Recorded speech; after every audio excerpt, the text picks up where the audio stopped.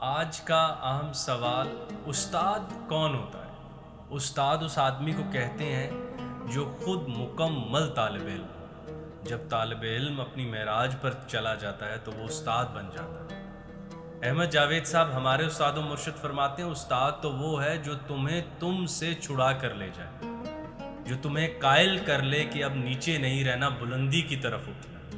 علم تو وہ ایک عام سی شے ہے جو وہ دیتا ہی رہتا ہے، اصل تو وہ ہمیں جذبہ دیتا ہے جو ہماری عقل کو کائنات کی طرف بار بار رجوع کرواتی ہے۔ مجھے واقعہ یاد آ گیا اچھے استادوں کا۔ امام غزالی کا ذکر کریں تو ان کے لیے 60,000 دینار رکھے گئے کہ ان کے لیے ایک ہم یونیورسٹی بنائیں گے۔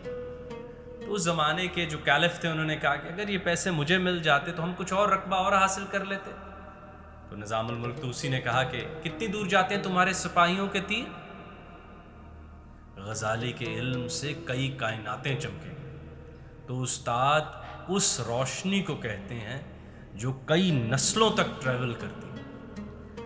اور اگر ہم آگے بڑھیں اور ہم تھوڑا امیر خسرو کی طرف جائیں تو وہ نظام الدین اولیاء کو دیکھ کر ایک ہی بات کرتے تھے کہ میرے استاد نظام الدین اولیاء، جگ اجیارو اندھیرا ہے استاد گرامی، گفتگو کیجئے کہ روشنی بن جائے، معاشرے میں روشنی آ جائے۔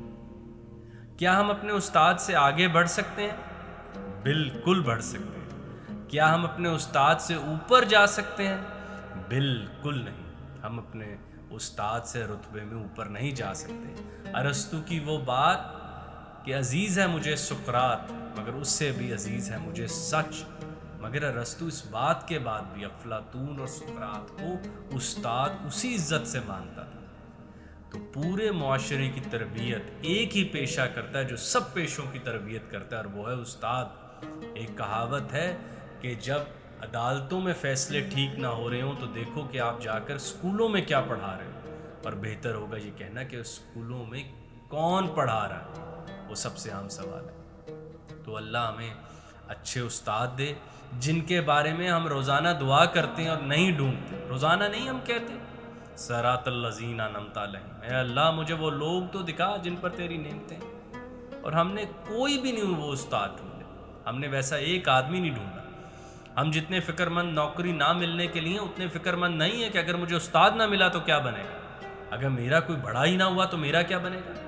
مولوی ہرگز نہ شد مولائے روم، تا غلام شمس تبریزی نہ شد، اگر میرا تبریز نہ ملا تو میں بھی سمجھوں گا کہ مجھے بہت کچھ آتا ہے، فقہ، سر، نحو وغیرہ، میرا تبریز نہ آیا، میں تو اپنے اندر ہی اندھیروں میں غائب ہو جاؤں۔